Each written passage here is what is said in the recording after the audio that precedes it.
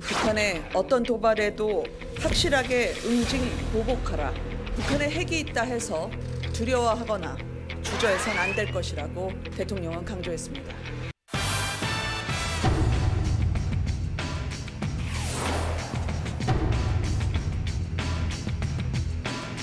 브리핑을 한답시고 했는데 그때도 이 무인기 관련된 안보 상황에 대한 브리핑이 아니었고 그날 대통령이 송년회 만찬을 하시면서 반주까지 하셨다는 거지 않습니까? 심지어는 이제 반주까지 하시면서 NSC는 소집도 하지 않았어요. 윤석열 정부에 이걸 책임을 돌린다는 게 여러분들 부끄러운 줄 아세요? 들으세요. 사실이잖아요. 뭐를 편을 들으라는 거예요? 사실이잖아요, 사실. 아니 문재인 정부에서 국방과 해체했지 이걸 누가 했습니까 지금? 당장 9.19 군사 합의 위반한 것에 대해서 대북 규탄을 하세요.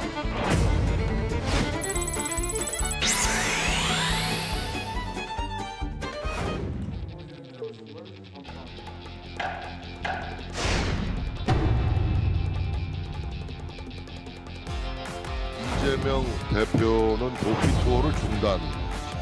민주당은 국회를 무대로 이재명 방탄훈련을 언제까지 계속할 생각입니까? 한동훈 장관이 부교를 이끌어내는데 큰 역할을 했다라고 하는 인식은 다 모두가 가지고 있습니다. 아무튼 비호감도를 높여서 혹시 가결되는 것을 막기 위해서 저렇게 얘기했나.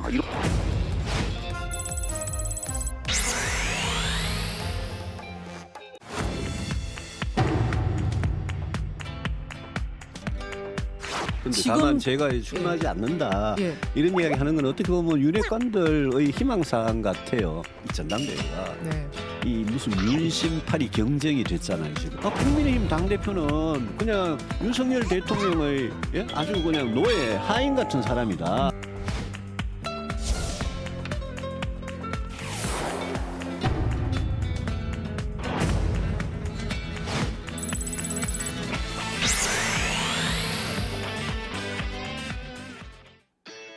국가대표 정치뉴스쇼 5시 정치부에 시작하겠습니다.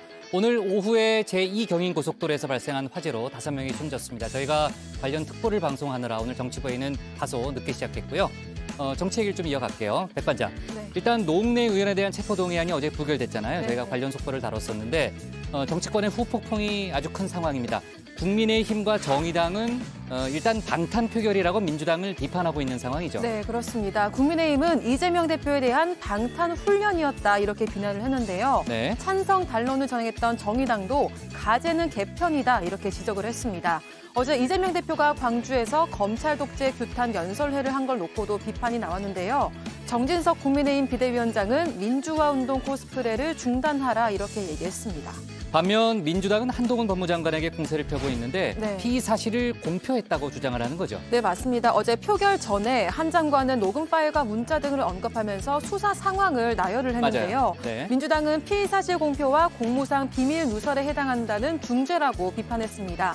민주당 지도부는 한동훈 장관의 설명이 오히려 역풍을 불러서 부결 쪽으로 여론이 기울었다고 주장했습니다. 검찰이 이재명 대표의 출석 일자를 내년 1월 10일에서 12일 사이로 조율 중이라는 그런 얘기를 했는데요. 저희가 국회 상황실에서 자세히 다뤄보도록 하고요. 북한 무인기를 둘러싼 혼선은 오늘도 이어졌잖아요. 그나저나 이제 윤 대통령의 발언이 갈수록 또 세지고 있네요. 네, 맞습니다. 오늘 국방과학연구소를 찾은 윤 대통령은 확고한 응징과 보복만이 도발을 억제할 수 있다 이렇게 얘기를 했는데요. 평화를 얻기 위해서는 압도적으로 우월한 전쟁 준비를 해야 한다고 했습니다. 민주당은 대통령이 연일 강경한 발언으로 국민 불안만 부추긴다면서 안보 무능을 사과하라고 했습니다. 자세한 소식은 잠시 후에 뉴스픽에서 짚어보고요. 저 들어가서 나머지 얘기를 좀 이어가겠습니다.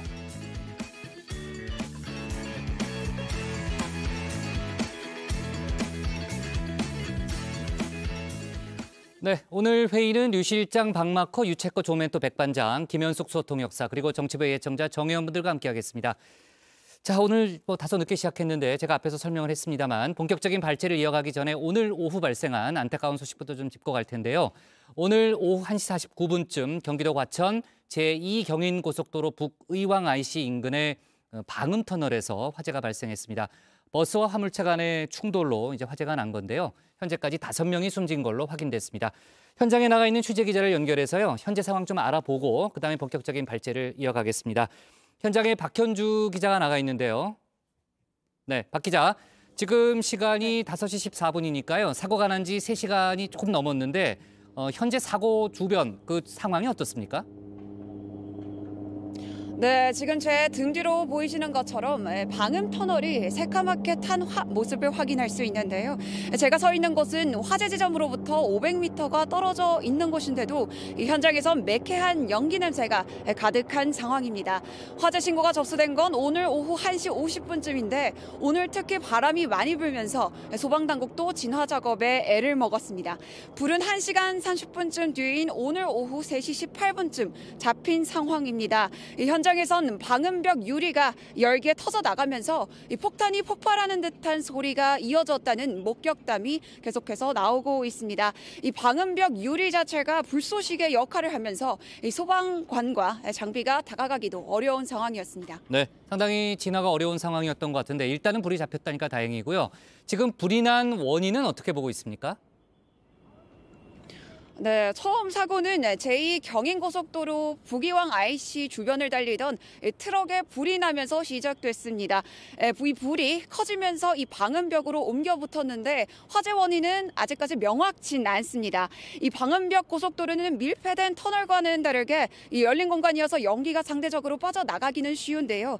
하지만 그만큼 산소가 닿는 면적이 넓기 때문에 불을 끄기가 더 어려운 측면도 있습니다. 네. 조금 전에 소방당국이 브리핑도 한 걸로 알고 있는데 현재까지 확인된 피해 상황은 어떻습니까? 네, 방음벽에 불이 꺼지지 않으면서 이 소방당국은 오늘 오후 2시 20분쯤 대응 2단계를 발령하고 진화 작업을 벌였습니다. 2단계는 주변 모든 소방자원을 총 출동시키는 대응입니다. 지금은 2단계와 대응 1단계 모두 해제한 상태입니다. 이러는 사이 사망자는 5명으로 늘어났는데요. 당초 사망자는 6명으로 알려졌는데 5명으로 정정한 상황입니다. 지금까지 확인된 부상자는 중상 3명, 경상자 26명이지만 여러 사람이 연기를 흡입해 병원에서 치료를 받고 있는 상황이기 때문에 더 늘어날 가능성도 있습니다. 네, 자 지금까지 과천의 방음터널 화재 현장에 나와 있는 박현주 기자였습니다. 네, 고생 많았습니다. 자, 지금 일단 불은 잡혔지만 아마 관련한 속보가 더 들어올 가능성이 있으니까요. 속보가 들어오는 대로 저희가 추가로 얘기를 해보도록 하겠습니다. 참 오늘 그 응답하라 다정의 하루는 쉴 텐데요, 백 반장. 정의원분들 의견 잘 챙겨서 내일 또 함께 다뤄주기 바랍니다. 네, 알겠습니다. 네, 자 그럼 유한울의 뉴스픽 5부터 오늘의 정치부회의 출발하겠습니다.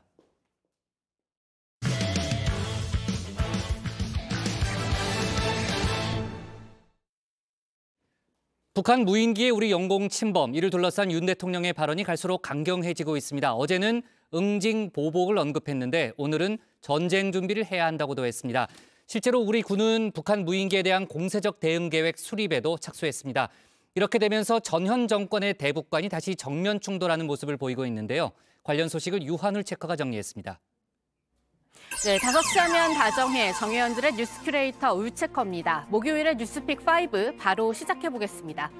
네, 오늘 준비한 소식은요. 전쟁 준비, 사면 농단, 여론 희롱, 신상 공개, 300원 인상으로 잡아봤습니다. 북한의 무인기가 우리 영공을 침범한 지 오늘로 나흘째입니다. 윤 대통령은 오전에 일찌감치 대전 국방과학연구소를 찾았습니다. 북한 무인기 위협과 관련해 국내 무기체계 개발 현황을 점검하기 위해서인데요.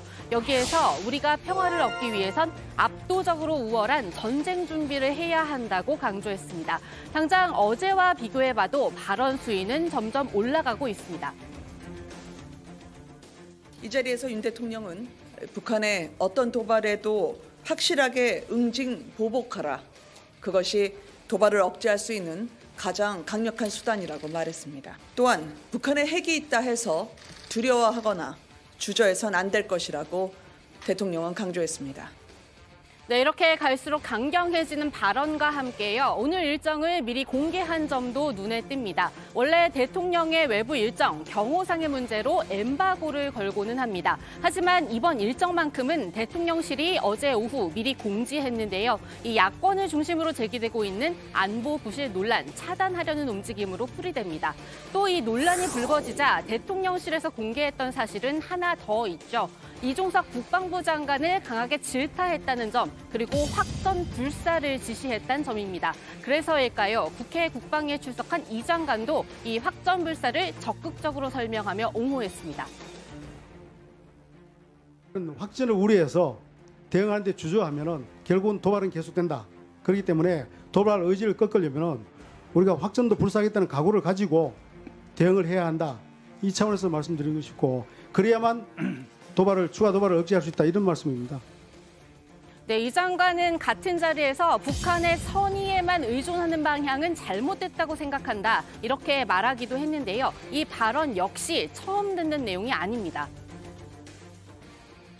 지난 2017년부터 전혀 UAV 드론에 대한 대응 노력과 이런 훈련, 전력 구축이 제대로 되지 않고 훈련을 아주 전무했다고 하는 것을 보면 참 북한의 선의와 군사 합의에만 의존한 대북 정책이 얼마나 위험한 것인지 우리 국민들께서 잘 보셨을 거라고 생각합니다. 네, 윤 대통령의 질책이 정말 호되기는 호됐나 봅니다. 우리 군은 오늘 합동 방공 훈련에도 들어갔습니다. 북한 무인기가 우리 영공을 침범한 상황을 가정하고 이를 탐지하고 격추하는 방식입니다.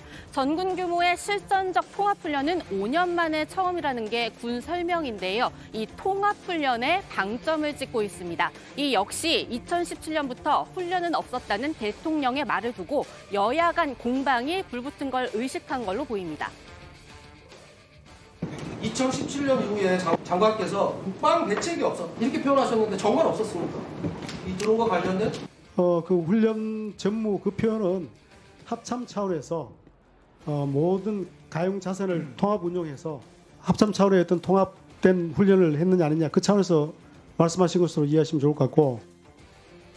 그리고 우리 군은 북한 무인기에 앞으로 공세적 대응을 하기 위한 계획 수립에도 들어갔습니다. 이 비례성 원칙을 적용해서 우리도 북한처럼 무인기를 북측 지역에 투입해 정찰 활동을 벌인다는 건데요. 이 수도인 평양은 물론 동창리 발사장 등을 촬영해 사진을 공개하는 방안까지도 검토 중입니다. 이와 함께 국방 중기 계획에는 무인기 탐지와 공격을 위한 무기체계 마련에 5,600억 원을 투입한다는 내용을 포함시켰습니다. 네, 지금까지 정리해드린 내용들 한마디로 정리하면 눈에는 눈, 이에는 이로 정리할 수 있습니다. 국민의힘에서도 여기에 힘을 실었습니다. 물론 지난 정권을 깎아내리면서입니다. 문재인 정권 5년 동안 대한민국에 안보가 있었습니까? 문재인 정권 5년은 적과의 동침이었습니다. 문재인 정권이 얘기했던 평화는 북한의 말에 대꾸도 못하는 굴종의 평화였습니다. 김정은은 2017년 12월 핵무장 완성을 선언했습니다. 그런데도 문재인 정권은 김정일의 비핵화 의지가 확고하다며 9.19 군사합의를 맺고 스스로 무장 해제했습니다. 네, 민주당은 여기에 이 윤 대통령과 정부의 강경 대응을 문제 삼으며 맞붙고 있는데요. 결국 전현 정권의 대북 기조 충돌로 이어지는 모습입니다. 국민들은 이러다 정말 전쟁이라도 나는 것 아니냐며 불안해합니다. 그런데 연일 확전 각오부터 원점 타격까지 강경 일변도의 발언으로 대통령이 오히려 국민 불안을 부추기고 있습니다. 안으로는 튼튼한 안보 태세를 갖추고 밖으로는 실리 외교를 통해 전쟁을 막는 것이 윤호한 대통령의 길이자 평화로 가는 길입니다. 그러는 사이 이번 북한 무인기에 대한 부실 대응 논란을 놓고 전문가들의 다양한 진단이 나오고 있습니다. 의견들이 조금씩 다르기는 하지만요. 공통된 의견, 북한의 이번 무인기 조악한 수준이었다. 그 무인기로 북한은 가성비 좋은 도발을 한 거다. 이렇게 하나가 있고요. 또 하나는 현실적으로 우리가 대응하기 힘든 부분은 분명히 있었다. 하지만 대응을 잘못한 점 역시 인정해야 한다는 겁니다. 제가 계속 강조해드리고 있는 부분이지만요. 그렇다면 이제 그 부분을 고쳐나가야 할 텐데요. 군에서는 이제 장비 탓을 자꾸 하는데 뭐 군인 재공포 유효 사거리를 몰랐던 건 아니잖아요. 이 무인기가 3km에서 비행을 왜 했을까? 그리고 왜 이 강화도에서 무인기는 들어오지 않고 계속 그 지역에서 우리 전력들이 계속 옴에도 불구하고 거기서 계속 비행을 했을까를 봤을 때는 합참의 어떤 작전에 이 무인기 대응 작전에 실패를 한 겁니다. 이거는 이제 합참에서 작전 지휘를 또 잘못한 책임이 크고요. 네, 따라서 이제는 이 논의를 뒤덮을 정치권의 공방 소식은 더는 들려오지 않았으면 좋겠습니다. 북한 무인기에 뚫린 건 문재인의 하늘도 윤석열의 하늘도 아닙니다. 아니 글쎄 전 정부고 현 정부는 문재인의 하늘이 뚫렸어요? 윤석열의 하늘이 뚫렸어요? 자기 하늘이 뚫렸는데 왜 남을 탓해요? 저는 여야 공이 국민을 안심시키고 문재인 정부에서 드론 부대가 창설됐어요. 이번에도 예산이 삭감됐다는 것 아니에요. 그러면은 예산을 더 보충해서 확실하게 드론 부대를 육성하고 훈련시키자. 이런 미래지향적인 얘기가 나와야지. 그건 뭐예요 도대체. 네, 두 번째 픽은 사면농단입니다. 윤 대통령이 단행한 신년 특별 사면, 그 파장이 여전합니다. 이번엔 이성윤 법무연수원 연구위원이 나섰습니다. 이 전 정권에서 대표적인 추미애 장관 라인으로 이 서울중앙지검장을 지내면서 윤 대통령과 날을 세워왔죠. 지금도 이른바 윤석열 찍어내기 감찰 의혹으로 검찰 수사를 받고 있는데요. 윤 대통령을 향해서 사면농단이라고 했습니다. 중범죄를 주장하며 고위 공무원들과 정치인들을 단죄해놓고 그게 또 잘못된 관행이었다며 사면해주는 경우도 처음 봅니다. 오죽하면 사면농단이라는 지적이 나오겠습니까? 우리 헌정사에 이러한 경우가 있었는지요? 네, 제가 그제 사면 단행 소식 전하면서도 짚어드렸지만요. 이번 특별사면 대상자 상당수가 윤 대통령이 검찰시설 수사를 진두지휘했거나 관여했던 사건들의 피의자였다는 점, 바로 그 부분을 꼬집은 겁니다. 대표적인 걸로 박근혜 정부의 국정농단 사건이 있죠. 이 의원은 윤 대통령의 당선인 시절 바로 이 장면도 지적했습니다. 윤석열 당선인이 대구 달성에 있는 박근혜 씨의 자택을 찾았습니다. 두 사람은 약 50분간 만났습니다. 윤 당선인은 박 씨에게 사과의 뜻을 전했다고 했습니다. 지나간 과거가 있지 않습니까? 어떤 이제 인간적인 안타까움과 또 마음속으로 갖고 있는 제 또 미안한 마음, 그런 것도 말씀드렸고. 네, 여기에 대해 이 위원은 검사 생활 29년간 이런 검사는 본 적이 없었다, 이렇게 직격탄을 날렸는데요. 이 29년의 검사 생활을 시작하게 해준 사시 동기이기도 한 두 사람이죠. 이 두 사람의 악연은 계속 이어지는 모습입니다. 그리고 정치권에선 정부가 이번 사면 키워드로 내세운 국민 통합을 두고 계속 설렙니다.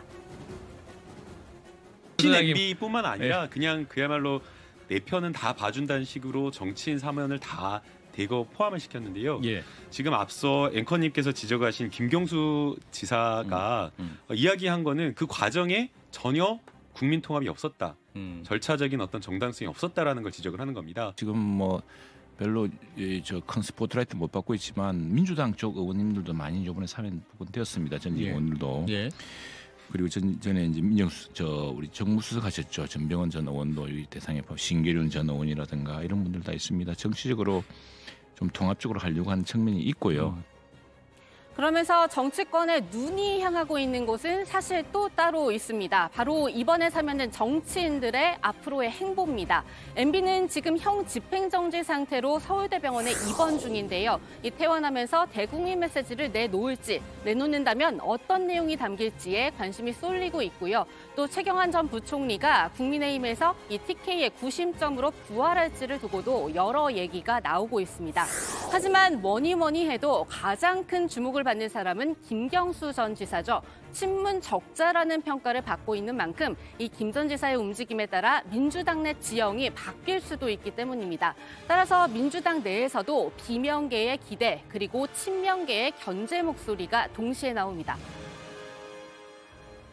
김경수 지사는 어떻게 됐든 우리 민주당의 중요한 동력, 큰 인물이에요. 그러니까 민주당에서 크게 역할을 할 것이다. 저도 전화를 했어요. 그래서 잘 나왔다. 건강 어떠냐? 좋다고 그래요. 살만 좀 빠졌다고. 살 빠진 건 잘 됐다라고 하면서 빨리 나와서 역할을 해라. 우리 같은 선배들이 뒤에서 밀겠다. 이렇게 얘기했습니다. 아직은 글쎄 뭐 그런 의견이 있을 수는 있고 또 김경수 전 지사에 대한 어떤 정치적 기대를 갖고 있는 분들도 상당히 계시고 그렇기 때문에 의견은 있을 수 있는데 아직은 전반적인 기대는 아닌 것 같다. 네, 오늘의 뉴스픽은 여기까지입니다. 1, 2픽만큼이나 꼭 알아두면 좋을 3, 4, 5픽. 오늘은 들어가서 같이 살펴보겠습니다. 뉴스픽 5였습니다. 네. MB 같은 경우는 지금 서울대병원에 입원 중인데 내일 퇴원한다는 발표가 있었고요. 조금 전에 속보가 나왔죠. 그리고 논현동 자택으로 돌아가는데 자택 앞에서 대국민 메시지를 발표할 가능성도 있다. 뭐 그 정도의 얘기가 나오고 있습니다. 저희가 내일 관련된 속보를 좀 챙겨보도록 하고요. 북한의 무인기 침범을 둘러싼 정치권 공방은 오늘도 이어지고 있습니다. 앞서 얘기했던 대로 대통령의 발언은 점점 더 이제 강해지고 있고 대통령실과 군의 대응이 적절했는지를 놓고 또 여야의 공방이 이어지고 있는데 민주당에서는 대통령실 경호가 뚫렸다 이런 주장을 하고 있는 거죠. 그렇습니다. 민주당 소속의 국방위 간사 김병주 의원의 주장인데요. 김 의원은 합참에서 어제 보고한 비행 궤적을 보니까 서울 남산 일대와 은평구, 종로구 일대까지 왔다 간 것 같다 이렇게 말을 했습니다. 이렇게 되면 비행 금지 구역 안을 통과했을 확률이 많다는 건데요. 직접 들어보시죠. 그것은 용산을 왔느냐 안 왔느냐의 관점으로 보면 안 되고요. 대통령을 지키기 위해서 상공에는 비행 금지 구역이 정해져 있습니다. 그렇죠. 그것은 지상으로 얘기하면 울타리입니다. 울타리. 그 안에 만약에 무인기가 들어왔다면은 이것은 경호 작전의 실패입니다. 네, 이 비행금지 구역은 용산 대통령실을 중심으로 반경 3.7km에 해당하는 지역입니다. 대통령실 일대 상공뿐만 아니라 서울시청과 중구, 남산, 서초, 동작구 일부도 포함이 되어 있는데요. 합참은 곧바로 이 주장을 부인하는 공지를 냈습니다. 정무인기는 비행금지 구역을 침범하지 않았음을 알려드린다. 짤막한 메시지였습니다. 네, 자, 세 번째 픽으로 넘어가 볼까요? 박마커? 네, 그래픽 주시면요. 네, 여론 희롱입니다. 네, 중국 비밀경찰서 의혹의 국내 거점으로 지목이 된 곳이죠. 이 서울 강남의 중국 식당 이 동방명주 대표 왕해군 씨가 오늘 기자회견을 열었습니다. 앞서 이 식당은 의혹이 불거지자 이 부패 기업이 돈으로 여론을 통제하고 한국 국민을 희롱하고 있다고 이 전광판을 통해서 주장을 했었죠. 하지만 이 왕 씨가 한 말은 동방명주는 정상적인 영업장소다. 이게 전부였습니다.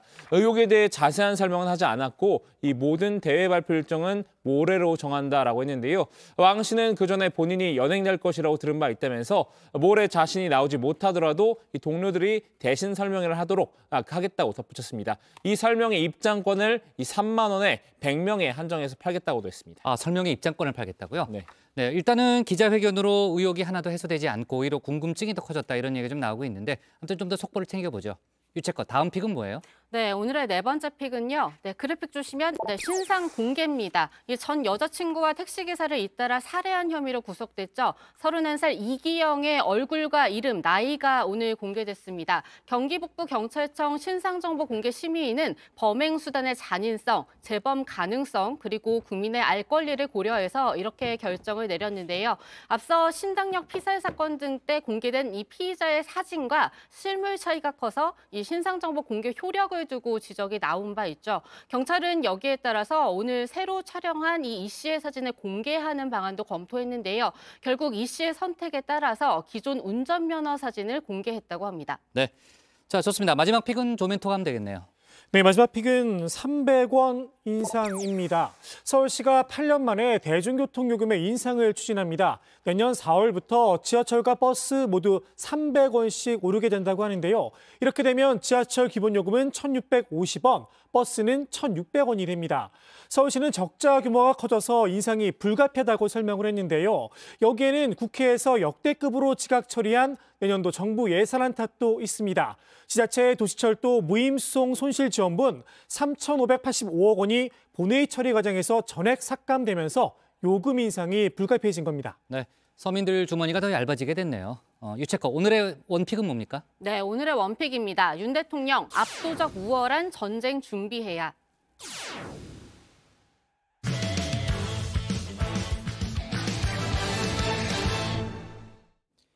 민주당 노웅래 의원에 대한 체포동의안 부결의 후폭풍이 이어지고 있습니다. 국민의힘은 이재명 대표의 방탄 예행 연습이냐고 공세를 폈고요. 민주당은 한동훈 장관이 증거를 구체적으로 언급한 점을 들어 불법적으로 피의사실 공표를 했다고 비판하고 있습니다. 관련 내용을 국회 상황실에서 짚어봅니다. 혐의 소명도 안 된 검찰 조항만 가지고 체포동의안 통과시켜서는 안 될 것입니다. 누구든 이렇게 엮이면 살아남을 사람이 누가 있겠습니까? 사람 잡는 도구로 악용될 수 있을 것입니다. 네, 민주당 노웅래 의원에 대한 체포동의안 부결이 됐습니다. 4년 7개월 만에 부결이고요. 21대 국회 들어서는 첫 부결 사례입니다. 체포동의안에 찬성한 사람 101표였고요. 반대한 사람 161표였습니다. 민주당 의원이 169명임을 감안하면 거의 대부분 똘똘 뭉쳐서 반대표를 던진 건데요. 당론을 정하지 않고 의원들의 자율에 맡겼지만요. 본회의 직전 의원총회에서는 이렇게 보시는 것처럼 노 의원이 직접 한 명 한 명 의원들을 맞이하면서 일일이 악수를 하는 모습이었습니다. 검찰 독재를 저지하자라는 결의문까지 낭독한 뒤에 본회의 표결에 임했습니다. 정치검찰을 동원한 야당 파괴, 정적 제거 수사, 강력 규탄한다. 하나, 민주당은 일치 단결로 똘똘 뭉쳐 윤석열 검찰 독재 정권의 무도한 야당 파괴, 민주주의 말살 책동을 저지하기 위해 국민과 함께 총력 투쟁할 것이다. 검찰 독재 저지하자. 저지하자. 저지하자. 저지하자. 야당 탄압 중단하라. 중단하라. 중단하라. 중단하라. 네, 그런데 이 민주당의 총력 투쟁에 기름을 부은 사람 바로 한동훈 법무부 장관이었습니다. 이 본회의에서 노 의원의 체포동의 요청 이유를 설명하면서요. 구체적인 증거를 조목조목 밝혔죠. 녹음 파일이 있다 이렇게 말을 했는데 지나치게 자세한 설명 때문에 오히려 민주당 의원들의 반발을 샀다는 해석이 나왔습니다. 한 장관의 설명에 민주당 의원들 고성을 지르면서 항의하는 모습이었습니다. 돈을 받으면서 저번에 주셨는데 뭘 또 주냐. 저번에 그거 제가 잘 쓰고 있는데 라고 말하는 노웅래 의원의 목소리, 돈봉투 부스럭거리는 소리까지도 그대로 녹음되어 있습니다. 귀하게 쓸게요. 고맙습니다. 봉감 정치로 보답하렵니다. 라고 돈을 줘서 고맙다고 하는 노웅래 의원의 문자 메시지도 있고 뇌물 사건에서 이런 정도로 확실한 증거들이 나오는 경우를 저는 보지 못했습니다. 네, 바로 노웅래 의원의 신상 발언이 이어졌습니다. 증거가 있다면 왜 조사 과정에서 제시하지 않았느냐 따져 물었는데요. 방어권 보장이 제대로 안 됐다는 겁니다. 개별 사건 보고받지 않는다고 했던 한 장관이 증거를 아주 구체적으로 설명했다고도 비판했습니다.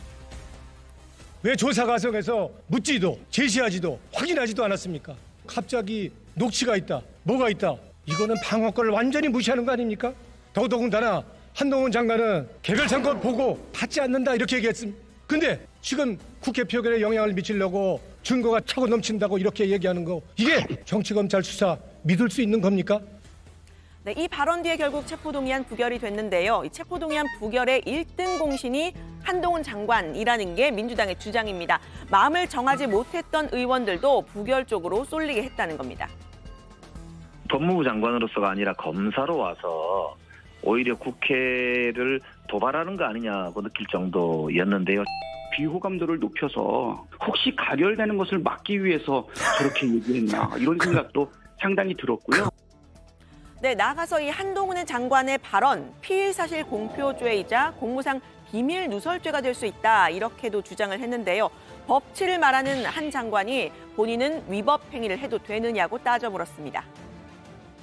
명백히 피의사실 공표에 해당하는 중죄입니다. 직무상 알게 된 비밀을 퍼뜨리는 공무상 비밀 누설죄에도 해당합니다. 일국의 법무부 장관이 일개 검사가 재판장에서나 할 법한 내용을 국회 본회의장에서 공공연하게 공표해도 됩니까? 네, 갑자기 법무부 장관 발언에 위법 공방이 벌어진 상황이죠. 법무부는 입장문을 냈습니다. 개별 사건에 대한 충실한 보고를 받는 것, 그리고 체포동의안 표결 전에 범죄 형의와 증거 관계를 설득력 있게 설명하는 것 모두 법무부 장관의 당연한 임무라고 했습니다. 방어권이 보장되지 않았다는 노 의원의 발언에 대해서도 한 장관은 구속영장의 사유로 다 기재된 내용이라고 반박했습니다. 의원님들께서 그 체포동의안 내용을 못 보셔서 그런 것 같은데요. 체포동의안 내용에 들어있는 구속영장의 사유에 그 내용들이 다 대부분 기재되어 있습니다. 네, 법무부의 설명을 좀 듣고요. 제가 이 법무부 장관 체포동의를 요청할 때 어느 정도로 구체적으로 말을 하는 건지 과거 사례들을 좀 살펴봤는데요. 체포동의안의 취지를 설명하면서 범죄 혐의를 대략적으로 언급한 경우가 대부분이었습니다. 구체적인 증거나 진술을 밝히는 경우는 드물었습니다. 용인시장 재직 중 주택개발사업 관련 부정한 청탁을 받고 용인시 소재 토지를 시세보다 저렴하게 제3자로 하여금 매수하게 하는 등 합계 4억 6,200만 원 상당을 수수한 특정범죄 가중처벌 등에 관한 법률 위반 제3자 뇌물수수 혐의로 구속영장을 신청하였고 이 사건 공여자들은 홍문정 의원에게 청탁 대가로 금품을 교부한 사실에 관하여 일관되고도 구체적인 진술을 하고 있으며 경민대학교 관계자들의 진술과 학교법인 이사회의 회의록 및 계좌 추적 결과 등 그 밖의 여러 가지 인적, 물적 증거들도 이를 뒷받침하고 있어 네, 결과적으로는 이 체포동의안 부결이 된 상황이죠. 국민의힘은 민주당을 향해서 이재명 대표의 체포동의안이 올 경우를 대비한 예행 연습을 한 거냐고 비판했습니다. 민주당이 일치 단결해서 160표 넘게 부결 표결한 것은 곧 있을지 모르는 자당 대표에 대한 체포동의안을 미리 막아내기 위한 예행 연습이라는 것이 다수의 관측입니다. 민주당은 앞으로 어떤 체포동의안에 찬성할 수 있겠습니까? 네, 정의당도 민주당의 이번 결정에 대해서는 비판을 했습니다. 앞서 류호정 원내대변인, 정의당은 체포동의안 찬성 방침이다 미리 밝힌 바가 있었는데요. 비리사범을 보호하라고 만든 불체포 특권이 아니라고 했습니다. 방탄소년단은 활동을 중단했지만 방탄민주단이 활동을 시작했습니다. 불체포 특권 폐지가 정치개혁이라던 이재명 대표의 대선 공약은 어디로 갔습니까? 169석으로 민생법안 하나 제대로 못 만들면서 방탄국회의 힘만 보여준 민주당은 부끄러운 줄 알아야 합니다. 네, 그런데 민주당에서는요, 이 체포동의안 부결 반드시 이 대표에게 유리한 건 아니다 이런 이야기도 나왔습니다. 방탄국회라는 비판이 거세질 경우에 이 대표를 마냥 방어하기가 부담스러울 수 있다 이런 뜻으로 풀이가 되는데요. 체포동의안을 보낸 검찰의 의도에도 의문을 표현했습니다. 반드시 이재명 대표한테 유리할까요? 어제의 이런 표결 결과가 저는 단언하기 쉽지 않다라고 생각을 합니다. 굳이 이 시기에 국회에 이걸 던지는 의도는 뭘까? 이런 거에 대한 고민들을 의원들이 많이 했던 것 같습니다. 네, 지금부터는 이재명 대표의 행보 살펴보겠습니다. 어제는 광주에서 이 검찰 독재 규탄 연설회를 열었는데요. 오늘은 국회에서 검찰 인권 침해 수사의 문제점과 제도적 대책 마련을 위한 토론회를 열었습니다. 이 자리에서 윤석열 정권의 검찰이 민주주의를 파괴하는 도구로 전락을 했다면서 검찰의 행태 불공정하고 편향됐다고 주장했습니다.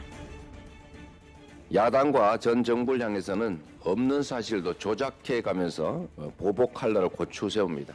그런데 대통령 가족이나 그들 자신에 대해서는 있는 범죄 혐의도 덮는데 급급하고 있습니다. 국민의 심판을 받아야 되는 민주주의의 적이고 형사처벌을 받아야 할 범죄행위다라고 볼 수밖에 없습니다.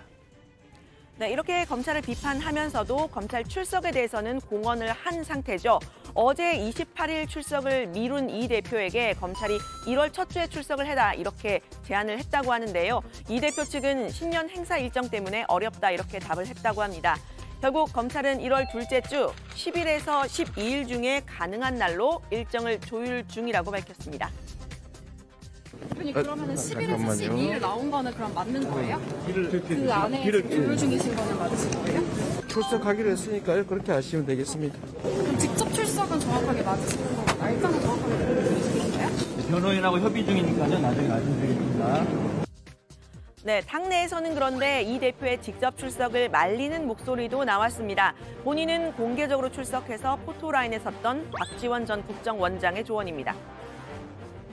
김만배 돈 뭐 264억이 나온 게 이재명 집에서 나왔습니까? 성남 FC 문제는 같은 검찰에서 무혐의 처분을 했는데 대통령이 바뀌었다고 해서 나와라? 이것은 문제가 있는 것 아니냐. 그래서 저 같으면 나가지 말고 싸워라 라고 했는데 네, 이 대표가 검찰에 출석을 하고 나면 추가 소환 조사, 압수수색 등으로 결국은 구속영장을 청구할 거다라는 게 민주당의 예측인데요. 불체포 특권 때문에 국회 회기 중에는 이 국회의원 함부로 구속할 수가 없습니다.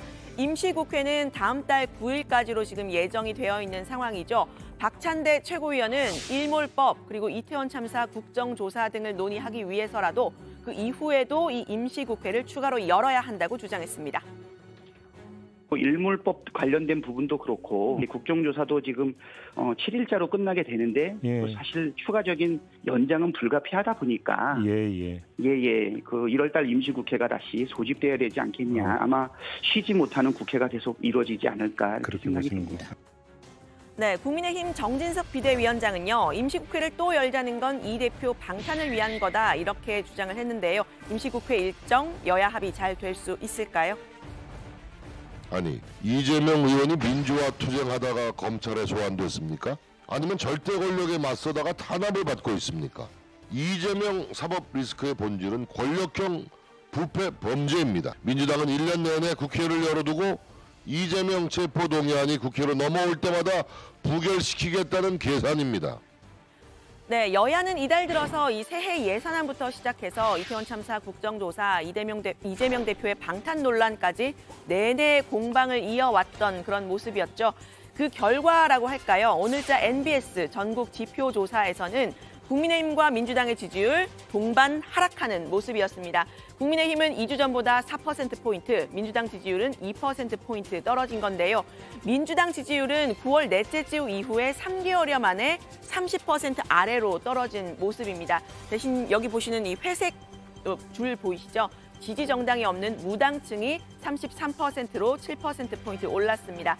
여야가 강대강 대치를 이어가는 상황에서 피로감 느낀 걸까요? 무당층이 늘어난 상황으로 풀이가 되는데요. 어느 쪽이 이들의 마음을 잡게 될지 좀 지켜봐야겠습니다. 이제 세 밤만 자면 새해인데요. 새해는 여야가 힘을 합쳤다. 이런 좀 더 밝은 소식 전할 수 있었으면 좋겠습니다. 오늘 발제는 이렇게 정리합니다. 민주당 한동훈 장관 피의사실 공표죄, 법무부 장관의 당연한 임무, 이재명 대표 1월 둘째 주 검찰 출석할 듯. 네. 자, 일단 오후에 들어온 속보부터 제가 정리를 하고 가면요. 검찰이 오늘 서해 공무원 피격 사건과 관련해서 박지원 전 국정원장 또 서욱 전 국방부 장관을 재판에 넘겼다는 거죠. 네, 그렇습니다. 이 박 전 원장과 서욱 전 장관 모두 자진월북이란 정황과 배치되는 첩보들을 삭제한 혐의를 받고 있죠. 박 전 원장과 이 노은채 비서실장에 대해선 국정원법 위반과 공용 전자기록 등 송상, 또 서 전 장관에 대해선 직권남용 등의 혐의를 적용해서 불구속 기소했습니다. 검찰은 국정원 첩보나 보고서는 50여 건, 또 국방부의 첩보나 보고서는 5,600건이 삭제된 것으로 본다고 밝혔는데요. 다만 이 건수는 중복을 포함한다고 했습니다. 검찰은 서훈 전 실장의 보안 유지 조치가 삭제 지시로 이어졌다고 보고 있는데요. 다만 서 전 실장에 대해선 수사를 마무리하지 못하고 보강 수사를 이어간다고 했습니다. 네. 검찰은 자진 월북이 아닌데 몰아간 걸로 보고 있다는 거죠. 그렇습니다. 당시 국가안보실 등은 이 해수부 공무원 고 이대준 씨가 북한에서 발견된 사실을 알고 있었지만 구조를 위한 조치를 취하지 않았고 또 정부 정책이나 남북 관계에 악재로 작용할까 봐 보안 유지를 지시하면서 자진 월북으로 몰아갔다라는 게 수사팀의 시각입니다. 당시 문재인 대통령의 한반도 평화 프로세스 UN 연설에 영향을 미칠까 우려했다라는 것도 이 월북몰이의 한 동기가 됐다라고 이렇게 검찰이 보고 있는데요. 수사팀은 이 씨가 처음 바다에 빠질 당시에는 구명조끼 입지 않았고 북한에 발견될 당시에 살아있었던 그런 의지들을 볼 때 실족 가능성에 무게를 두고 있다고도 했습니다. 당시 국정원은 같은 근거를 보고도 월북 가능성은 불명확하다고 판단했다라고도 덧붙였습니다. 네. 일단 박지원 전 원장에 대한 기소가 이루어졌고 박지원 전 원장과 서욱 전 장관에 대한 수사는 마무리 수순이네요. 네, 그렇습니다. 박 전 원장은 검찰의 기소 소식에 입장을 직접 밝혔는데요. 기소의 부당함이 재판 과정에서 밝혀지기를 기대하고 특히 국정원 비서실장까지 기소한 것에 심한 유감을 표한다고 했습니다. 검찰 조사를 성실히 받았고 고발 내용에 대한 사실은 부인한다고도 했는데요. 공무원 이 씨의 형 이래진 씨는 중앙일보와의 인터뷰에서 불기소 기소에 대해서 강하게 비판을 했습니다. 검찰에 강력하게 항의할 것이다 라고 말했습니다. 네, 자 좋습니다. 오늘 상황실 발제는요. 이렇게 정리하도록 하겠습니다. 한동훈 피의사실 공표 공방, 이재명 1월 둘째 주 출석으로 제목을 잡습니다. 다음은 조익신 멘토의 정치 인사이드로 갑니다.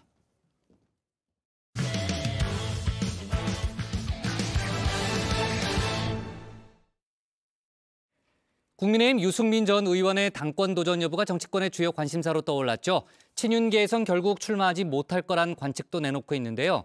유 전 의원은 오늘 출마 여부는 백지 상태라면서도 불출마설은 윤 핵관들의 희망사항 같다고 꼬집었습니다.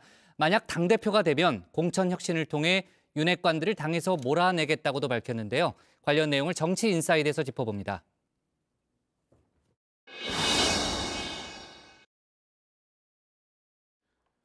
국민의힘 전당대회를 이끌 선거관리위원회가 선관위원 인선을 마무리하고 첫 회의를 열었습니다. 유흥수 선관위원장은 공정을 수차례 강조했는데요. 선거관리위원회 우리들의 제일 관심을 두고 중점을 두어야 할 사항은 첫째도 공정성, 둘째도 공정성, 셋째도 공정성이라고 생각을 합니다. 여기서 한 발 더 나아가서 차기 지도부의 성격도 규정을 했습니다. 그 새로운 지도부는 다가오는 총선을 꼭 승리로 이끌어야 하고 또 새로 출범한 윤석열 정부를 강력하게 뒷받침해서 성공할 수 있도록 해야 하는 그런 중요한 지도부라고 저는 생각을 합니다. 차기 여당 지도부가 윤석열 정부를 뒷받침한다. 어찌 보면 아주 상식적인 이야기인데요. 요즘 당권자들 사이에 윤심 경쟁이 치열하죠. 그래서일까요? 예사롭게 들리지만은 않습니다. 아니 그 이상한 그 사람들이 막 자꾸 대통령 밖으로 공개하는 것, 그런 사람들이 대표가 되겠다 그러면 그 당 망하는 겁니다. 누가 돼야 되냐? 대통령과 소통이 가장 잘 되는 사람이 돼야 됩니다. 대통령 선거에서 후보 단일화를 하고 인수위원장을 맡았지 않습니까? 그래서 지금 현재 국정 기조가 제가 만든 겁니다. 대한민국의 걸 지킬 수 있고 윤석열 정부를 지킬 수 있는 그런 정당을 만들어야 되겠다. 김장은 다 탐갑다. 장제원 의원과 손을 잡은 김기현 의원이 윤심에서 앞서가고 있다는 평가를 받고 있죠. 다른 후보군들은 한 번도 초대받지 못한 대통령 관저. 관저도 한번 다녀오셔야죠. 저 부르시겠죠. 관저는 뭐 아직 못 갔습니다. 뭐 특별한 분들만 가시는 것 같네요.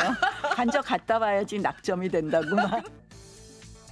김 의원은 벌써 2번이나 관저를 다녀왔다는 소식도 들려왔습니다. 정치권에선 용산 면접을 통과한 게 아니냐는 이야기도 나오고 있죠. 익을수록 고개를 숙인다고 해야 할까요? 김 의원 일단 몸을 한껏 낮췄는데요. 선수 불문, 나이 불문, 보시는 것처럼 동료 의원들에게 홀더 인사를 시전했습니다. 당의 단합을 위해 희생하겠다 메시지를 담은 듯합니다. 윤 대통령과의 대립을 통해 자기 정치를 하는 모습보다는 자신을 다소 낮추더라도 대통령과 대한민국의 성공을 위해서 미랄이 되는 희생과 화합의 리더십이 요구됩니다. 원조 윤핵관을 자처하고 있죠. 권성동 의원도 출사표를 만작거리고 있는데요. 우리 의원들이 주저할 때 제가 제일 앞장서서 가서 윤 대통령 만났고 예선 캠프, 본선 캠프 제가 다 꾸리고 제가 다 심부름했습니다. 만약 윤석열 대통령이 실패하면은 정치인 권성동도 실패한 인생이 되는 겁니다. 윤심 경쟁에서 아직은 승산이 있다고 판단한 듯합니다. 여의도에 사무실을 마련하고 대선 캠프에서 함께했던 인사들을 대거 초청을 했습니다. 사실상의 출정식이란 이야기도 나옵니다. 발걸음이 빨라진 다른 당권 주자들과 달리 아직 결심을 세우지 못한 후보군도 있죠. 뭐 아직 뭐 윤핵관들도 보니까 이제 네. 출마 선언하고 그러대요. 뭐. 이제 해요. 이제 줄줄이 하신다 그러더라고요. 예, 아니, 그 사람들 뭐 다 어떻게 하는지 한번 보고 예, 하죠 뭐. 유 전 의원이 뜸을 들이자 당내에선 결국 불출마하는 게 아니냐는 관측도 나오는데요. 제가 출마하지 않는다 예. 이런 이야기 하는 건 어떻게 보면 윤핵관들의 희망사항 같아요. 그 사람들이 뭐 제가 룰까지 자기들이 멋대로 이렇게 바꿔놨는데 뭐 설마 안 나오겠지 그런 생각이겠죠. 윤핵관의 희망사항, 자신이 두렵기 때문일 거란 말을 하면서 날을 세웠습니다. 겁나죠. 두렵겠죠. 왜냐 제가 당대표가 되면 공천혁신을 할 거니까요. 저는 지금 완장을 차고 윤핵관이라고 설치는 권력이 기생해가지고 저는 저런 사람들 공천 주지 않을 겁니다. 그런 사람들은 당에서 몰아내고 새로운 개혁적인 사람들로 공천해야 총선에서 이기지 않겠습니까? 속된 말로 꼬붕, 노예 같은 정치인은 안 된다는 겁니다. 2016년 총선에서 맹활약했던 진박 간별사를 소환해 이해를 도왔는데요. 당시 선거에서 새누리당이 참패를 했던 점을 상기시켰습니다. 이런 식이면 멸망의 길로 가게 된다는 겁니다. 2010년 상황을 떠올린 당권 주자 유 전 의원만은 아니었습니다. 윤상현 의원도 우려의 목소리를 냈는데요. 그런데 그 대상 윤핵관이 아니라 유 전 의원이었습니다. 윤석열 대통령을 향한 발언이 선을 넘어도 너무 넘었다는 겁니다. 유승민 전 의원님, 지금은 당대표 나올 때가 아닙니다. 승산이 없다는 말을 하는 게 아닙니다.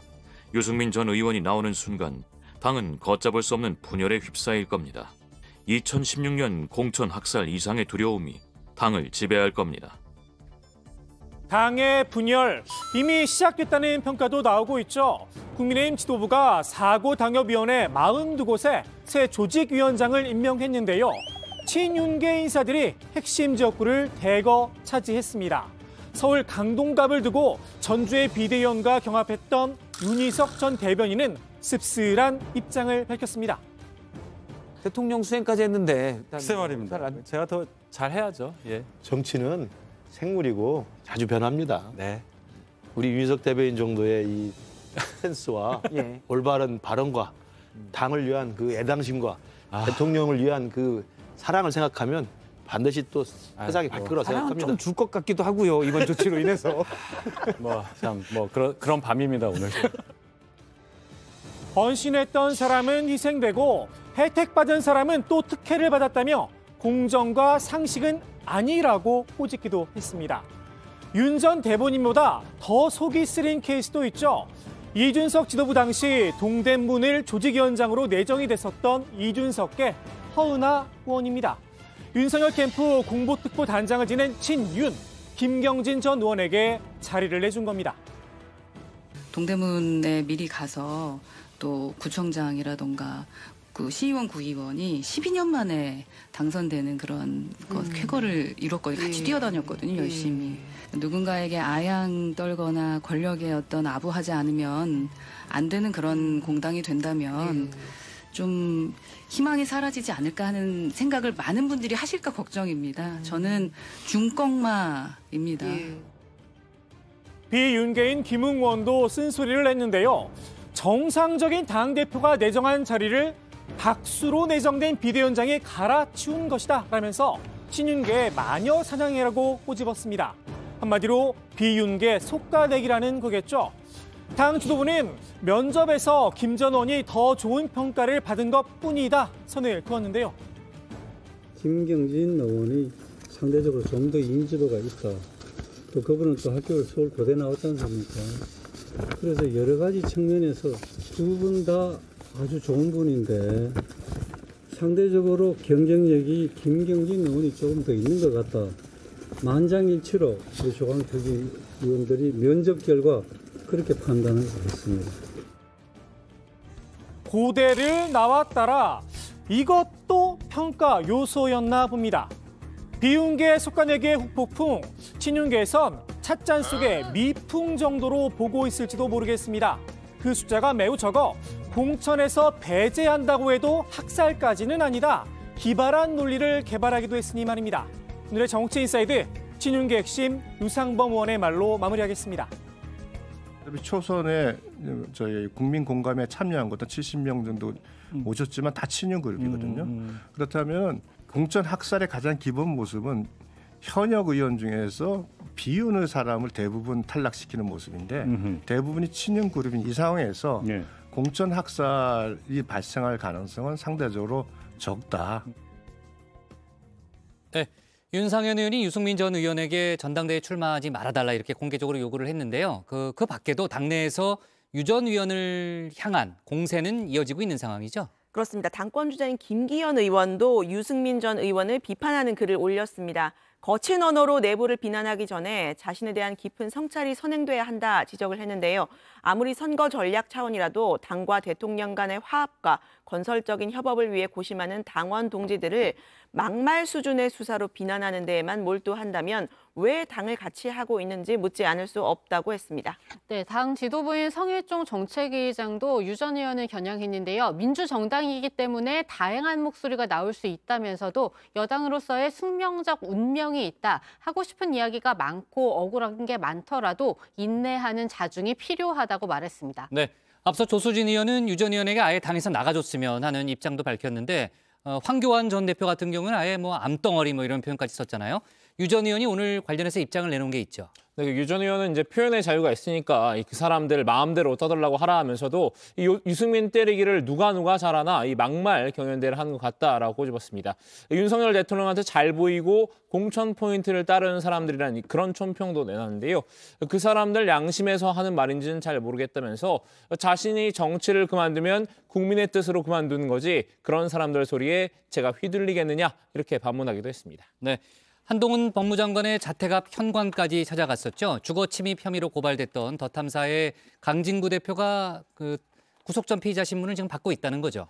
네, 그렇습니다. 서울중앙지법에서 더 탐사 강진구 대표와 최유민 대표에 대한 구속영장 심사가 진행 중인데요. 강 대표는 법정에 들어가기에 앞서서 언론 자유와 취활동의 자유, 그리고 언론관계법이 보장하고 있는 취재원에 대한 자유로이 접근할 권리의 중요성에 대해서 충분히 설명드리겠다고 했습니다. 영장 청구서를 보면 검찰이 취재활동으로 전혀 인정하지 않았다는 겁니다. 네. 강 대표는 경찰이 더 탐사 취재진을 사찰했다는 주장도 내놨죠. 그렇습니다. 강 대표는 개개인의 아파트 입주자 명부와 또 등록 차량, CCTV 촬영 내용 등 민감한 개인정보가 법원의 압수영장 발부 없이 공문 하나로 수집이 이루어지고 있다는 사실을 확인했다 이렇게 말을 했는데요. 전체 시민의 개인정보에 대한 불법적인 열람과 사찰로 악용될 소지가 매우 높다고 주장했습니다. 네, 자 오늘의 정치인사이드 이렇게 정리하겠습니다. 유승민 전대 불출마 윤핵관 희망사항, 조직위원장 인선, 비윤 속가내기로 제목을 잡겠습니다. 다음은 박준우 마커의 주민입니다.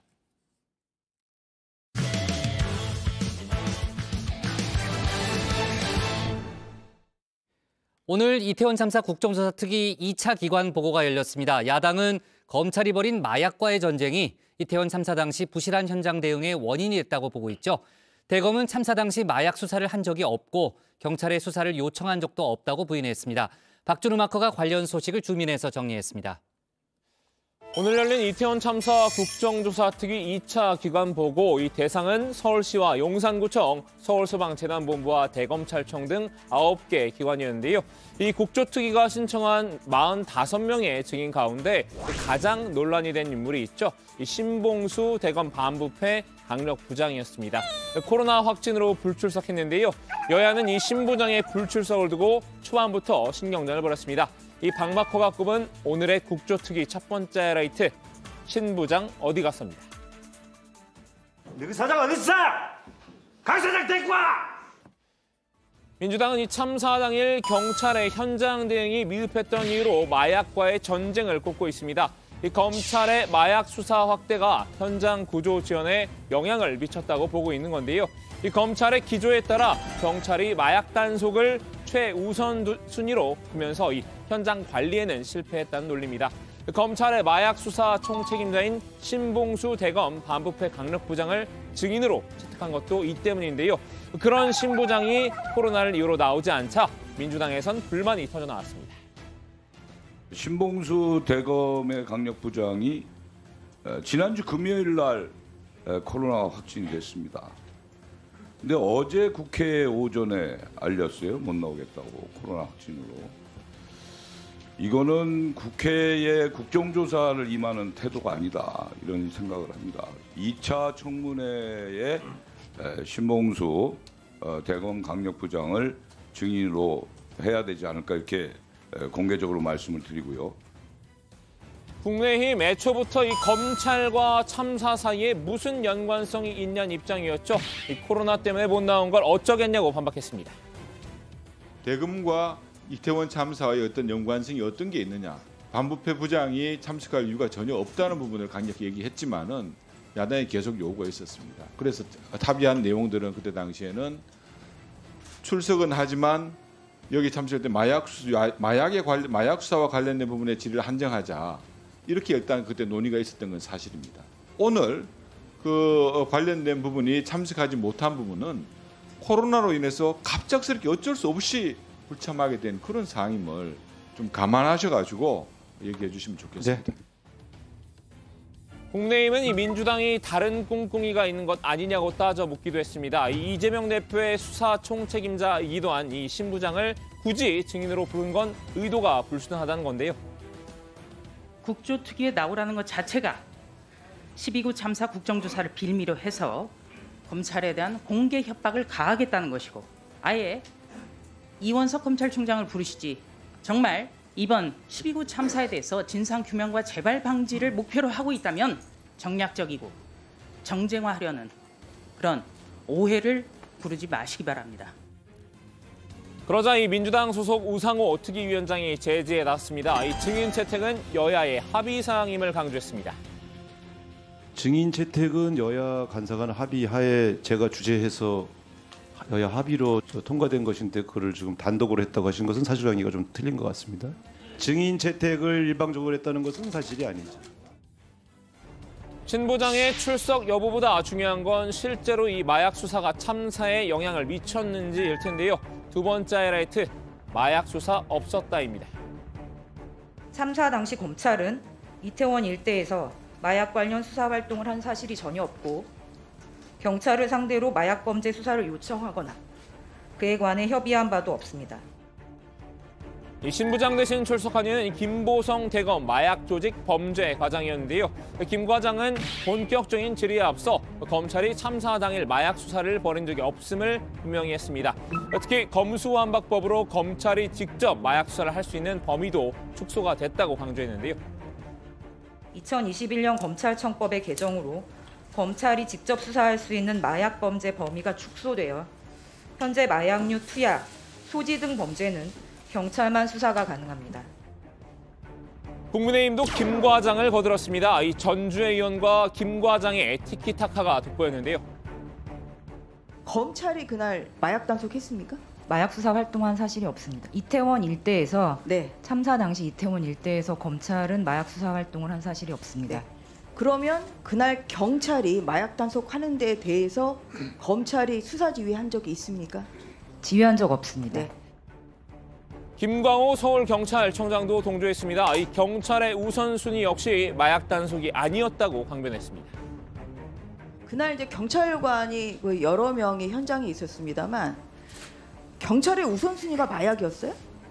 그렇지 않고 저희는 전반적으로 제가 일관되게 말씀드리면 범죄 예방 활동입니다. 총괄적인 범죄 예방 활동. 예, 그건 사실이 아니라는 말씀이시죠? 네, 그렇습니다. 민주당은 이 김 청장을 몰아세웠습니다. 참사 당일 현장에 배치된 경찰 50명의 역할이 마약 단속이 아니면 뭐였냐고 추궁했는데요. 이 50명이 마약 단속이 아니라 인파 관리에 집중을 했으면 참사는 없었을 것이라고 목소리를 높였습니다. 이 형사 조끼 입고 간 사람들 50명이 10개 팀이었잖아요. 참사 현장 부근에 있었어요. 9시부터 이 투입이 돼 있었다고. 그리고 마약 단속은 11시 좀 넘어서 마약 단속 취소한다는 문자까지 보내요. 그럼 이 사람들이 거기서 뭐 했냐고. 말씀드린 대로 예방 활동을 했고 인파 관리도 일부 예방 했고. 활동을 뭘 했어요? 예방 활동이라 하면 뭘 범죄 했냐고? 활동을 했다는 이야기입니다. 이 사람도 50명이 코로나기라도 들고 통제를 했다라면 이 참사는 없었다 이거예요. 오늘 특위에는 이 오세훈 서울시장도 증인으로 출석을 했는데요. 이 세 번째 하이라이트, 고개 숙인 오세훈입니다. 오 시장은 이 헬로윈에 대한 인식 부족으로 사전 대비가 부족했다는 점을 인정했는데요. 참사 이후 대응도 미흡했다며 유가족에게 다시 한번 사과했습니다. 천만 시민의 생명과 안전을 책임져야 할 시장으로서 깊은 책임감을 느끼고 유가족 여러분께 다시 한번 사죄를 드립니다.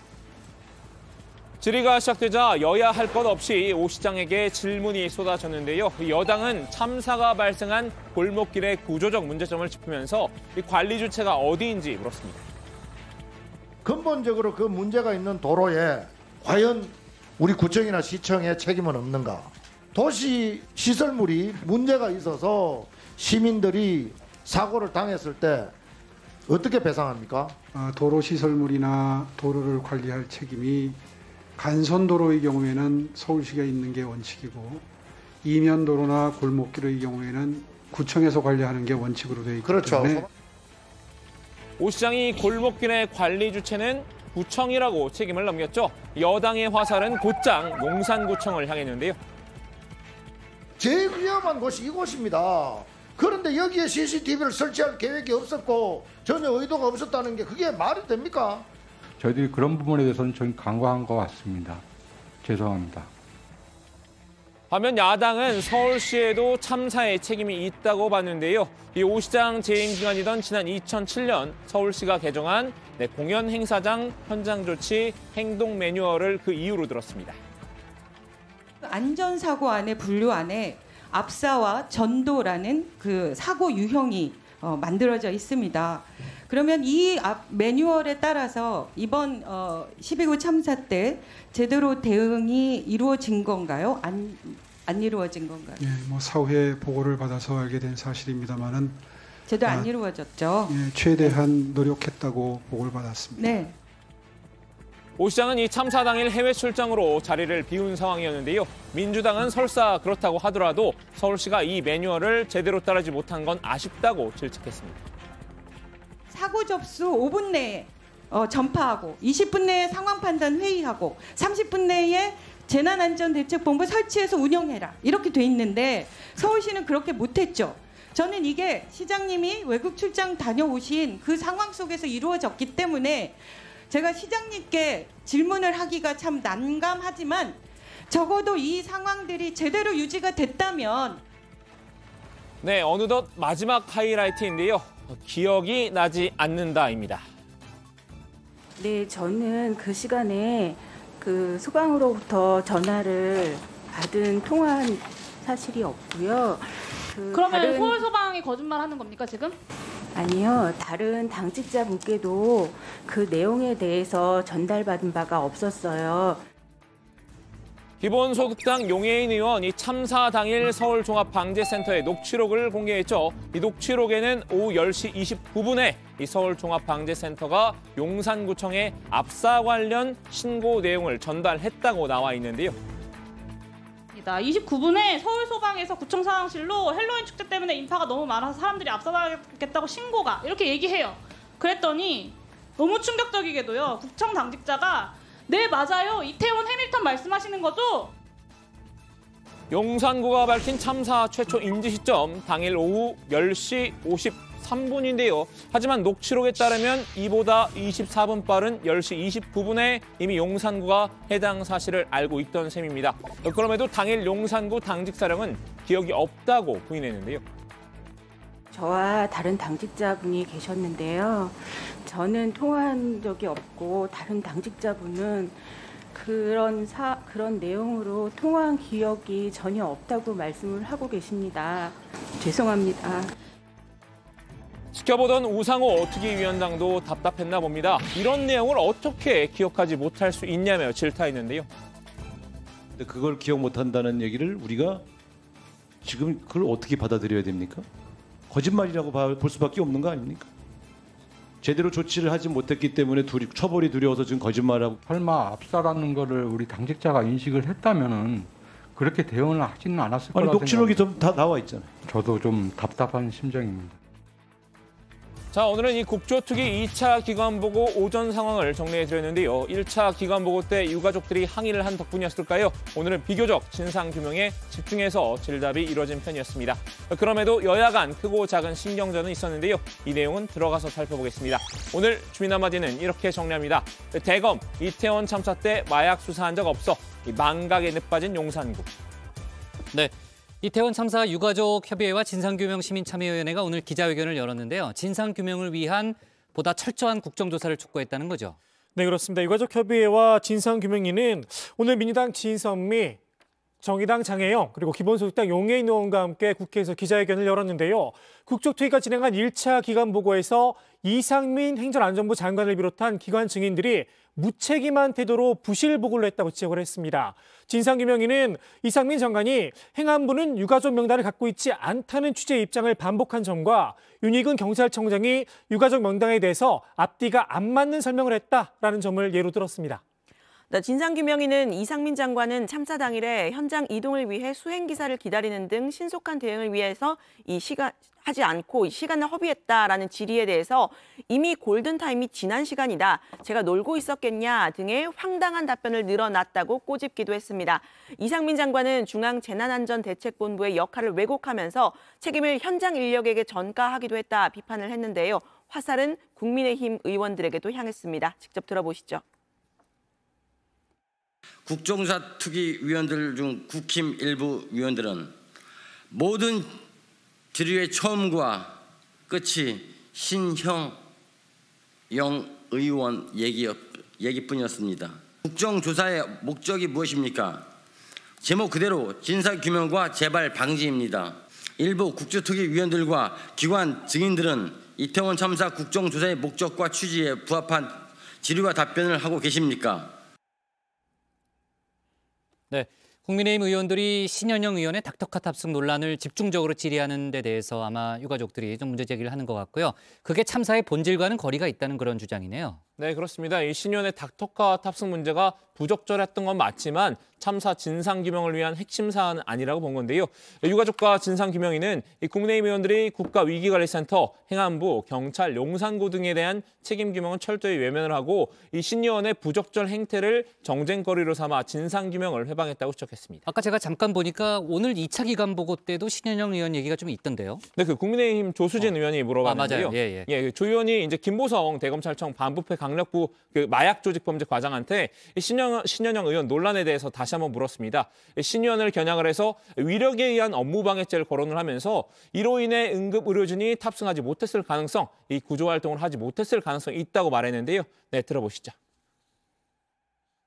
안타까운 참사 당시에 국회의원이라는 신분을 이용해서 의료진이 탑승하는 닥터카를 콜택시처럼 사용하고 남편을 동승시켰으며 사고 현장에서 복지부 장관의 관용차를 탑승해서 공무 수행 중인 복지부 차관을 관용차에 탑승하지 못하게 했고 이런 사건의 전모가 모두 드러났습니다. 조금 전에 세월호 구조 헬기도 말씀드렸습니다만 정치적 책임은 물론 법적 책임을 지는 것이 당연하겠지요. 네. 자, 오늘 정치부에는 여기까지 하도록 하겠습니다. 저희는 내일도 오후 5시 정각에 다시 찾아뵙겠습니다.